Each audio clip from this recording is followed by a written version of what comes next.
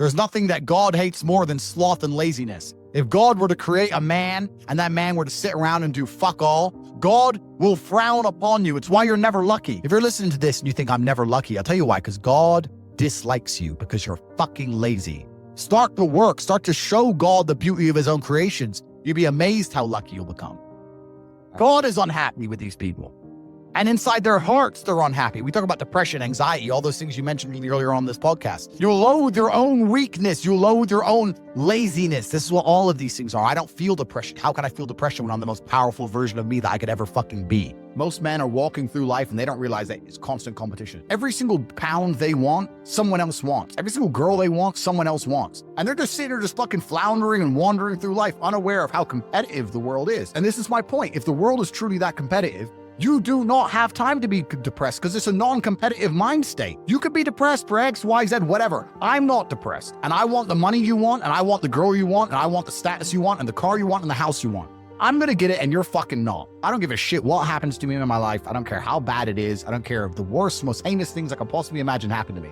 I know that my sadness, my depression will be temporary because I will never stay a loser. It is against my creed. It's not in my DNA. All of your minds are broken. You can't even focus on anything anymore. You're right. You are constantly distracted to the point where you can't even appreciate the good things in your life. You're distracted. Your minds are broken. You need to rewire your mind and resist the slave programming. If you cannot control your own mind, then you are just a feather in the wind of life, because your own mind is the only thing you can control. You can't control the weather. Right. You can't control people. You can't even control whether your heart stops beating. You might have a heart attack tomorrow. You can't control anything besides what you think. If you cannot control your own mind, then you go through life with zero control, zero influence. You can't control anything. You're just a feather in the wind, waiting for life to blow you from happy place to sad place to happy place to sad place, completely hoping on the gods to be fortunate to you, because if any genuine discomfort comes your way, you're fucked. It's so easy to win if you can control your own mind. It seems that nobody fucking can. Your own father's ashamed of you, and you don't even feel fucking motivated to do shit. It's a fucking shame. You're to go and look your father in the eye and said, you know what? I could have been a UFC champion. I could have been a multi-millionaire. I could have been a race car driver. I could have been a fucking nuclear physicist. Could have done all these things, but I was busy on Pornhub. You think he's gonna be proud of you? Fuck no. People who go, yes, I'm wasting my potential. Those are the ones who have potential. The ones who stand up and go, I am wasting my potential. I could be anything and I am not that yet. They have a chance. This is your prerogative as a man. Well, you need to be instilled with a sense of duty to your bloodline. You must want it. You need to want it deep inside your soul. I can't die as anything less than emperor. As a man, if you don't make yourself valuable, you have no value. You have to get up and do it. Just like a video game, you start with fucking zero. You have to decide if you want to complete it. You have to upgrade your character. So I find it amazing that men are going to play video games and fuck about and waste their time instead of upgrading their character. Everyone knows what to do. You know what you have to do. Right. If you had to become the most dangerous, intelligent, respectable man on the planet, you know you're supposed to go to the gym. You know you're supposed to train, learn how to fight. You know all these things. You don't do them. That's your decision. It's your prerogative. I didn't make that choice. I made the choice to do it all. I decided all. And every single man watching this can do the exact same thing, which is why I have very little pity when I do these streams and people think I'm arrogant or I'm rude to people. But if you Right. made a fucking decision to be less than you should be, then I believe you should be mocked for that. And me as a man, when I put myself through hell, when I have had such exacting, such stringent standards for myself, why would I then have less exacting, stringent standards on the people I meet? Why would I put myself through hell to be me and then meet someone who didn't put themselves through hell and then treat them like my equal? No, fuck you. I suffered when you didn't. So you're not my equal because you decided not to suffer. You have enjoyed comfort when I haven't, and that's fine, but don't expect me to look at you as my equal because you're not, because I put myself through hell. I put myself through hell because I decided to throw comfort away. For 10 years of my life, I was never comfortable. My basic premise is that I refuse to believe in things that take power away from me. The idea, I believe, that if you feel depressed, something is depressing you, and you should try your best to fix it. You should take control of your life and do your best to fix it. Let's say your girl leaves you and you start to feel depressed, but you believe in the idea of depression. You're now going to start diagnosing yourself as clinically depressed, self-hypnosing yourself into hypnotizing yourself into being clinically depressed. And it's amazing how you can speak things into existence.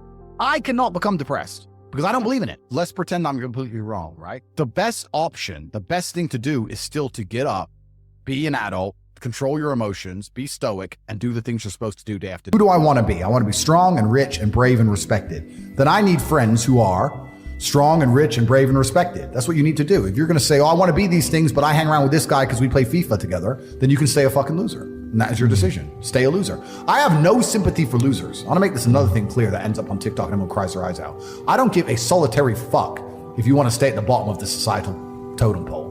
If I'm going to ignore how I feel day after day so I can perform, regardless of whether I'm sad, happy, pissed off, tired, if I'm going to get up and work anyway when I'm tired, how do you expect me to feel sorry for you because you didn't work when you were tired? If I don't care about my own emotions, I certainly don't give a solitary shit about yours. If you want to stay a loser, stay one. Good, it's fine. Stay a loser. I have no sympathy for you. I don't care. I believe there's only 3 reasons people are not rich. One of 3 reasons. They're either stupid, arrogant, or lazy. Stupid is actually the smallest category. People think, oh, you know, there's a lot of stupid people. There are, but I know a lot of stupid people with a lot of money, right? There's so much money in the world. To be too stupid to generate money, I think is less than 5% of the population who are genuinely too dumb to ever make a good wage. Then you have arrogant and lazy, and these are the 2 most common.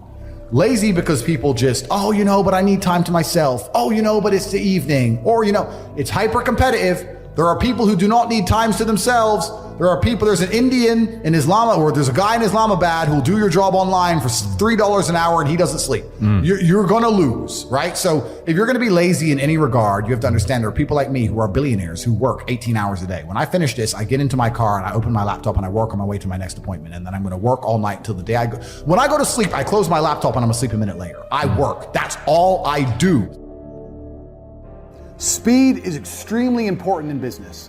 Everything that needs to be done must be done fast. That doesn't mean it has to be done cheap or shit. It means it has to be done quickly. People seem to conflate the two, that if you do something quickly, it must be terrible. That's not the case. When you're a professional fighter, you learn to punch. Your instructor says faster, faster, faster. You learn to punch faster. You don't degrade your punch. You don't start punching like an idiot. You keep the same quality of punch, but you do it quicker.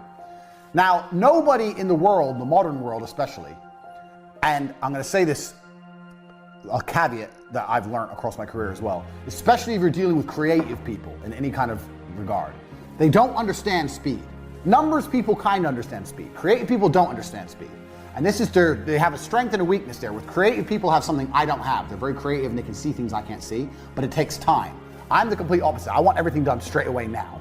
But speed is super important for a business, and I'm going to tell you why.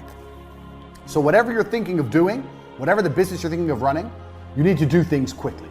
If an airplane, everyone knows how planes work, is flying through the sky, arrow, beautiful demonstration for you there, a beautiful fucking diagram. Even if its engines fail, it will continue to fly.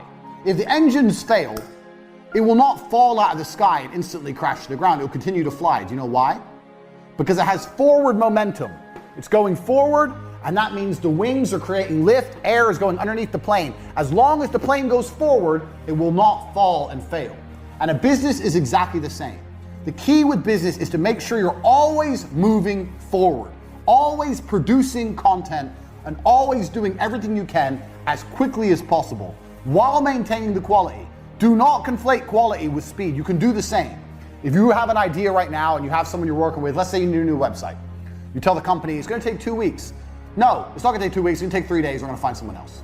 We can't do it in 3 days. I'll find someone who can. You can build a good website in 3 days. People have unrealistic, stupid time frames. Everyone thinks things take forever. Things don't take forever. Things can be done quickly. I know, because I've done it. I've pushed people or done it myself and seen what's going to be done. Do you know what I could do in 2 weeks? Me, as a man who knows nothing about web design, in 2 weeks I could learn web design and build a website. And I know nothing. So how the fuck can you, the guy who knows websites, take 2 weeks to build a fucking website? It's garbage. Everyone is slow. And being slow is deadly to a company for 2 reasons. One, the faster you get things online, the faster you start making money. Now, if you make money today because you were in a rush, let's say you quickly push and you get it online today and you make money. That's one universe. And another universe where it takes a week and you get it online. That week of making money is gone. That money is lost. The longer it takes to get something online, the less money you're gonna make as a whole. If I start a company today to the end of my life and start a company next month to the end of my life, the What I Start Today has been running longer. It's going to generate more money. The quicker things are done, the quicker money is made. It's as simple as that. That's starting a company. Even if a company is already online, speed is super important once again.